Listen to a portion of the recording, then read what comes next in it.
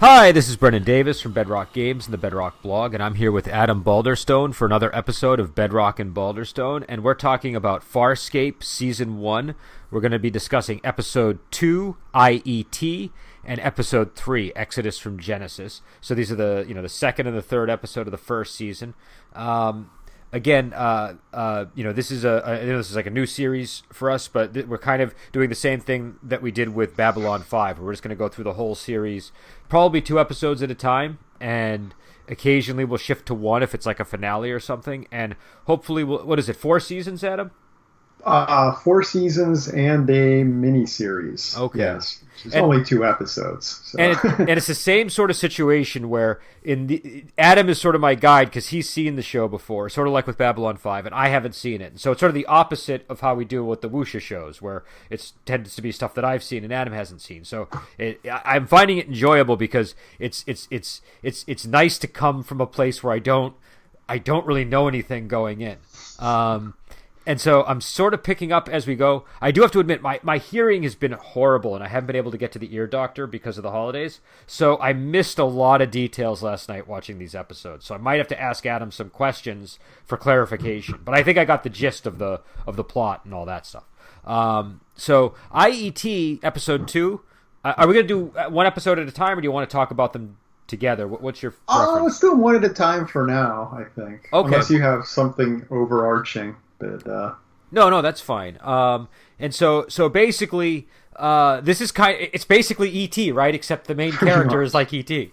The title pretty much encapsulates the story. I don't know. I wasn't super enthused by this episode. I'll just to cut you off real quick. That was the reason I wanted to do just the first episode, because this one is not a great second episode, and I didn't want this to be where we ended our first discussion of the show. So I will say this, though. Between this and the upcoming episode, one thing I realized about the show is it's got a really big range in terms of what it can do, because when we first saw the opening, I was like, oh, this is like Star Wars, and I probably had some other comparison. But now I'm realizing, oh, sometimes it's like Star Trek, and sometimes it's like Walker, Texas Ranger, or one of these shows where there's like a new family every week that the main character is resolving issues with and falling slightly in love with the mother. Do you know what I mean? It's that's the kind of episode that this felt like. Yeah, it's not a very reflective episode of the show for a lot of reasons. The thing is, I actually enjoyed this episode more on a rewatch, like knowing, but it's like the first time I saw it, I'm like, is this what the show is actually like? Yeah. It's weird. And it's a bad second episode. It's a bad second episode. Yeah, but it's like, as someone that knows the characters, and like the second time you're watching it, it's just another episode. I was like, oh, this is a lot better than I remembered it being, because I know what's coming. It wasn't horrible. It's just that it was basically, it felt like they took E.T. and combined it with like one of those shows I was talking about, where like the main character wanders from town to town or something every week and meets a new family. It just was like that kind of. It didn't feel science fiction-y at all, even though there was this. They were doing a lot of interesting things, though, because everything was kind of upside down. Like, it was like he is the alien, but he's on this planet that's kind of like, I don't know, it's like us in 1984 or something. Like, it's a weird thing, because it's clever conceptually. They're like, let's make this planet as much like Earth but just slightly different. But when you're watching the second episode of a new TV series and trying to get into the setting and show, oh, he's in a different part of the universe, it just feels, out of context, it feels like they're just, wow, this show is really cheap, and they're just using an old farmhouse. And well, and it felt like and budget certainly might have been a consideration. I don't know, but it felt like a small southern town or something. Do you know what I mean? Like, that was sort of the sense you got, even though the military was involved. Like the head of the military felt like, Roscoe from the Dukes of Hazzard or something. He didn't feel like the head of the military to me. And it felt like a homestead. But I have to say, once I got over my initial blah, my initial reaction was that it was just like, oh, this is sort of sour tasting for an episode. Once I got over that, I started enjoying it as he and Linnea got more chemistry. And I agree. yeah. That does work. Yeah. Yeah. In fact, I thought when he first met her, for some reason I was like, like when she starts helping him, I was like, if I were him, I would fall in love with that woman. That's like the direction things would go for me. And I'm like, but they're not going to do that with him because I know he's like in love with Sun or whatever her name is. But by the end of the episode, he clearly was having some kind of romantic intentions towards her or something. It was and I found her very charming. I thought the last scene when he kissed her. I mean, it was weird. It was very weird, like what she did, but the actress did a very good job of making that very charming and kind of innocent in a way, even though there was something a little bit lascivious about it. So I thought that there were good aspects to this episode. It just was. It's definitely not as good as episode 3. Episode 3 is a much stronger episode. It's. I mean, talking about the mother. It's Linnea. That's her name. Yes. I really like her line too, where she just realizes, just asks him. You didn't cheat. Well, just to set it up for people who don't remember the episode well, he kind of goes up with a story. We chose you, like we came to you because we knew you'd be someone who'd understand to try and win her over. And then, like, partway through the episode, she just looks at it. She's like, you didn't really choose me, did you? Yeah. I just like the way that line worked. Like, they didn't do it for drama. Like, she realized he was deceiving her. Just like, she's just like realizes, it was just a thing. It was just that really struck me as funny. And I liked the makeup that they used for the people because they were definitely different enough, but it wasn't. They were almost human. It was almost. Yeah, human. It was like their jaw was a little bit different somehow. It seemed more pronounced on the kid too. Like on the kid, he looked kind of weird, but the mother and the military inspector or whatever he was, they looked pretty human to me. Maybe they were all roughly the same size prosthetics. They were kind of sticking on their jowls. So on the kid, it's like, whoa, what's going on here? Yeah. And maybe kids from that planet just they have to grow into their jowls. I don't know. Yeah, it's like how little kids have bigger ears. Yeah, that's. But yeah. So again, it was like the first half of the episode, I was kind of shaking my head, like, what is this? And then midway through, I got into it once I settled, and I was content to just deal with the human relationships that they were presenting. My hearing prevented me from understanding some of the plot developments going on between Dargo and Soon. They seem to be having some kind of interaction, and I think I might have missed something, but I'm not sure. Yeah, well, I mean, they're pretty much jabbing at each other. I mean, it's kind of I do like the character interactions in this episode, definitely. I mean, it's kind of setting up that it kind of pairs them off in this to be working together because they're both the warrior type characters to an extent, and it's like, but it's kind of I think it does a good job of setting up how they're very different types. Okay. It was very frustrating because for a while I was like, oh wait, did they just start to flirt or something? Like, was there going to be like a love triangle between him and Crichton with her? And but then I realized no, something else was going on. And so what was frustrating was no matter how the speaker I use is a Bose, and those tend to have like a very deep sort of bass, and so no matter how much I turned it up, I still couldn't, like, I could tell there was sound, but I couldn't hear everything that certain characters were saying in that episode. I didn't have as much of a problem in the second episode though, so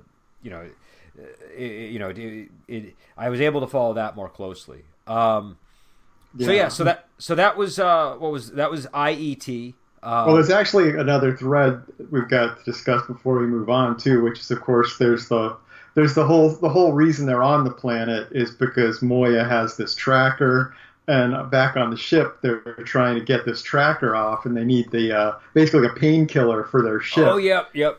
And so and they need Rigel to go in there, and Rigel is uncomfortable about doing it because being this royal figure, he just doesn't do things. Yeah, it's like the idea, and so he's offended at the idea. Deep down, he's kind of afraid of screwing it up and killing the ship. And I like this plot line because this is a distinctly very Farscape plot line from the standpoint that it's like we learn in the first episode that the ship is alive and it's this living thing, but this is like where it really kind of brings it home that you get more of a sense of what that means, that the ship is alive. And they continue with that into the next episode too. I think it's also interesting that in this episode the ship is in peril, in the next episode Sun is in peril, and so like the threat going on is kind of harming one of the characters in each of the two episodes, after the first. I found that kind of interesting. So you could use that as a segue into the next episode, I guess, unless you got more. No, I'm all set on that. I mean, that was that episode. It was kind of a middling episode for me, No, I had the exact same reaction the first time, down to liking it a little more as it went on, but still being like, well, this isn't what I signed on to this show for exactly. But, Well, it also felt much more dated because it was rooted in a real world Earth setting, so it just felt like more of its time as well. Whereas when they're on the ship, you're not as you're not noticing quite as many things that stand out as being like from the late 90s or. Yeah, the thing is, I think it was deliberately dated because it's even trying to be something older, like kind of an 80s type movie, which see, the thing that's funny about it is everything that makes it feel off is something they clearly did on purpose. And, 'cause even having it be the second episode, it's even more ironic putting Crichton in that situation when he has literally just left Earth in the previous episode. That's as green as he is ever going to be on being a spacefarer. So I think that's probably was their thinking in making it the second episode. But I think they still could have got away with sticking it somewhere in the middle of the season and it would have landed better. But yeah, I probably would have reacted differently if I encountered it later on. And the next episode, they're trying to evade the Peacekeepers. Peacekeepers. What's their race? Are they Sebaceans? Is that their name? Yes, Sebaceans is the race. And so the reason I mention this is because we learned something very important about the Sebaceans this episode. They're cold-blooded, right? And so they get heat delirium when it gets too hot. And that becomes a major plot point. But they go into a cluster, and it turns out that this isn't a cluster. It's like some kind of race spawning in deep space, but it needs heat in order to hatch the young. And so they invade the ship and they settle and clog the vents to increase the heat. And this then imperils Sun. I thought this again. We can get into the plot details, but I thought this was a very interesting episode. This was probably the most Star Trek the show has gotten so far, I would say. Where right down to what's that mysterious thing in space? To the anomaly. Now we need to talk to the mysterious thing in space, and it really doesn't mean us any harm. It just was like it was a really well crafted episode, I thought, and it drew on very familiar source material. Like there was definitely The Thing in my head when I was watching it. There were other similar type of movies and shows like Alien because of the way that the bugs looked when they were in their natural state, but they wove it all together very well, and it produced something totally new, I thought.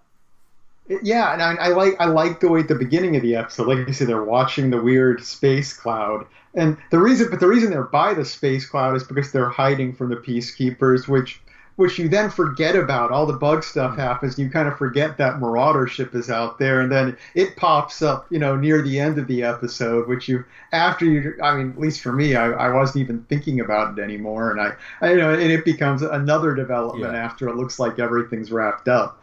So this is just a good solid Farscape episode. This is a little more like what a typical Farscape episode is like, I would say. Yeah, I really enjoyed it. I found all the information that they were feeding me over the course of the episode intriguing. So, it was good in terms of world building as well.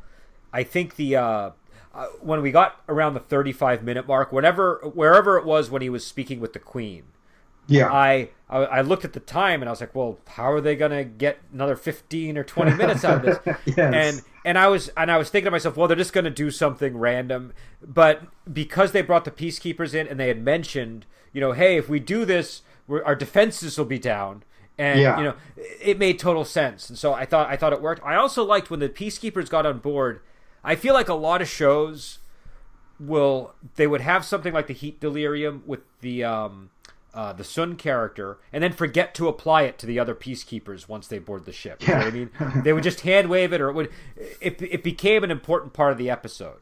And I just liked that detail was never forgotten. And I'm noticing, again, it's only 2 episodes in, so maybe they aren't as good at keeping track of things 30 episodes in. But they seem to be pretty good at paying attention to the details that they've brought up in the past and then remembering them. They don't just evaporate into the ether. So they mention the bacteria they injected into him for the translation. Do you know what I mean? That comes up again. A lot of shows that might have come up once and then never be mentioned again. So so I feel like they're, in these 3 episodes at least, attentive to the details that are emerging over the course of the show. And yeah, I'm trying to think of what else. I also liked the I liked the little thread with Crichton trying to impress the 2 warriors on the ship, and it's kind of amusing that on the one hand he succeeds with that, but it's also the thing that triggers the conflict with the bug creatures. So yeah, he's the one that starts the whole conflict just by smashing this random bug. But yeah, I like the initial scene with him in the room with the bugs. Just the staging of him jumping up on the furniture and kind of backing into the wall, and that one being in the corner. It's like, whoa, it's a really well directed episode. Yeah, Brian Henson, actually, Jim Henson's son, directed this episode, and that's actually another thing I did want to talk about. I really like the Jim Henson style of the show. I feel like again, I grew up in the early 80s, so we had a lot of things like The Dark Crystal, The Never-Ending Story, all these movies and shows that had this style of special effects.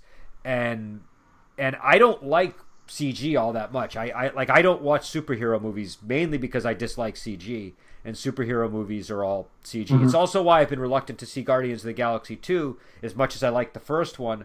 I just have trouble connecting emotionally with CG characters. Even Gollum from Lord of the Rings, I didn't really connect to all that strongly in the movie version. Oh, okay. Yeah. And Rigel, for all his, he's the character is limited because it is like a puppet or an animatronic type situation. At least he's there with the actors. Do you know what I mean? Like there's something solid in the room. It feels like, and I feel more emotionally connected to Rigel than I would if he was just a CG character. And so just for that alone is something that I think the show is, especially if you're more accustomed to recent television programming, it's an interesting show to go and check out for that. Yeah, the effects because this is a really effect-heavy episode too. I mean, you've got the bugs going on. You've got you've also got just all these shots where there's these copies of the main characters interacting with each other too, which is not an easy thing. I mean, you have the scene where Crichton rips the arm off of Aaron as the other Aaron walks up behind him and stuff. It's like this. It's like after the second episode, you're like, wow, is this really going to turn out just to be a super cheap show? And then you get into this episode, you're like, oh no, they're going to do some impressive stuff here. No, and they do use CG, but they use it wisely. They don't use it for characterization as much. They use it more for like atmosphere and space stuff and laser beams, that sort of thing.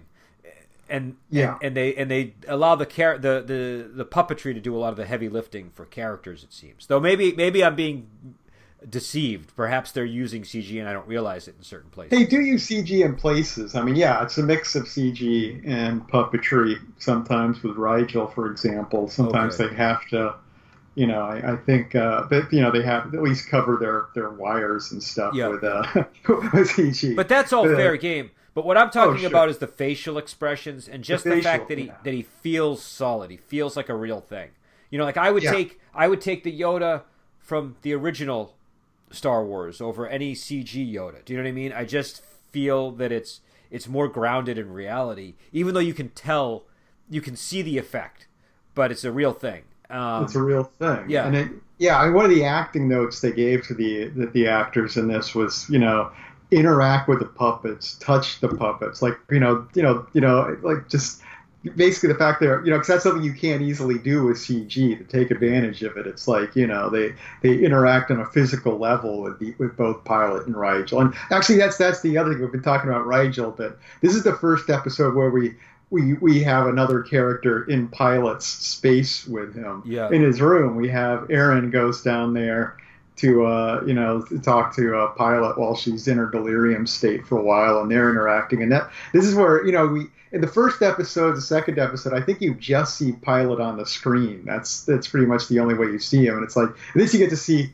how big he is. He's this, Yeah. he's this very large creature, not a guy in a suit or something. I like Pilot. Pilot's a not fun character, but he's an interesting sort of very serious-minded character that I think is Yeah, in that scene in particular. I thought that scene worked between them, and I'm really starting to develop an interest in all of the characters now too. I think they have a very well structured group at this point. For a while, Rigel wasn't quite clicking with me as much as some of the other characters, I think, for some reason, but now he is. Now that I know more about him, and I know sort of like, you know, I feel like they've imbued him with a little bit more longing. So he's almost like the Londo character of the show. Do you know what I mean? Like at least at this point, he feels a little bit like yeah, yeah. No, I can listen there definitely. Yeah, there's now you talk about it, like I can see a number of things that I could say would work for both, but yeah, no, they're. It's I mean yeah a great thing is the characters all have mainly have multiple interactions with other characters that can be interesting in a different episode. Yeah. It's like whoever they pair up, you get a whole different thing. I mean, having an episode where John and Dargo are working together is very different than one where John and Aaron are working together, for example. Yeah, no, it's I think it's a solid group, and again, a lot of shows will have two or three really strong characters and then two characters you just don't care about, and then when you get to the episodes, we're like, we're going to focus on the two characters you don't care about. You get really bored. I don't think that's going to happen here. I think I'm going to like all of the pairings, provided the writing is good. So. Yeah, the writing I would say is very solid on this show. Yeah. I mean, I think even the episodes that are there's a couple of episodes people tend the hardest episodes, but even the absolute worst episodes really aren't that bad. It's like like IET, a lot of people on IET, and it's like, well. It's by no means a great Farscape episode, but it's fine. Yeah, no, because when they were shifting from character to character, I never got bored by it, and I felt like Sun is interesting. Zahn is very interesting to me. Dargo is interesting. Rigel is interesting. Actually, probably the weakest character is Crichton up to this point for me. But he's kind of meant to be vanilla, anyways, because he's got a lot coming. Well, but also he's like the human, so he's kind of like he maybe shouldn't be quite as interesting as some of the other characters around him. Do you know what I'm saying? Because I'm sort of supposed to empathize with him. I do. Oh, but there is one thing I want to say. One thing that drove me nuts about that second episode: the twitching. The twitching was driving me crazy when he was doing the eye twitch because he was the vessel. That was just driving. I was like, I cannot watch this episode if the guy is twitching the whole time. It'll drive me crazy. They at least the sound was removed. At least they got rid of that sound. That would have driven me even more crazy. I know that they're really kind of taunting you by just having that be the first thing when the episode starts. The episode just starts with the blaring beacon siren going, and yeah. I mean, I like Aaron being really angry at him for twitching too. It's like, don't do that at me, and it's that kind of turns it from being purely annoying into somewhat funny. But yeah, once he gets off the ship, it's not a thing that happens anymore, fortunately. But but yeah, no, I know what you're saying about Crichton though. That's he is the most generic character so far, but I feel that's something that's going to be addressed over the course of the season. So it's not by any means a flaw in the show. And I also I like the moment between Zahn and Rigel. I thought that was good. The painting scene. Yeah. So and also again, I guess she's kind of she's sort of the empathetic character in the show, but we're still at a point in the story where I still don't quite know who I can truly trust, because we're early enough that I'm still wondering who has secret motivations for what. So even with her, I'm still a little bit cautious, but they do seem to be becoming more of a cohesive group by this episode for sure. But again, we'll see. I don't want to say that and then like find out next episode one of them is like secretly working for the Peacekeepers or something, Yeah, exactly. No, I feel like if that's happening, it's going to be Pilot or somebody that we just wouldn't expect. Do you know what I mean? like somebody that just because there was something odd. They did say that the beacon that was put in there was hastily assembled.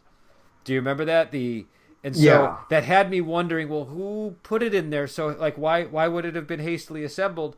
And so I could easily picture a character like Rigel doing that. Do you know what I mean? Because he's small, but also there are bots on the ship, and the bots could have done it at the command of the pilot, or I don't know, maybe there's some other reason that they were hastily assembled. But somebody put that beacon in there, and I feel like that's going to become relevant down the road. But I don't know. Maybe this isn't quite. Maybe I'm thinking in Babylon 5 terms, and I shouldn't be. I will say, you're partly think there's something there's a kernel somewhere in what you're saying that will be relevant in the future. So okay, all right. Well, we will. You're not being purely paranoid.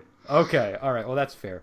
And Adam has mercifully dropped his usual poker face when I make these kind of bold predictions with these shows. Well, so. it's I'm saying it's not quite what you think either, but you're thinking about things that matter. Okay.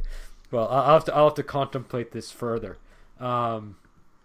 Hopefully it pays dividends in the near future. But yeah, so I don't know. I think the second episode was a bit of a dud, but it wasn't a total loss. I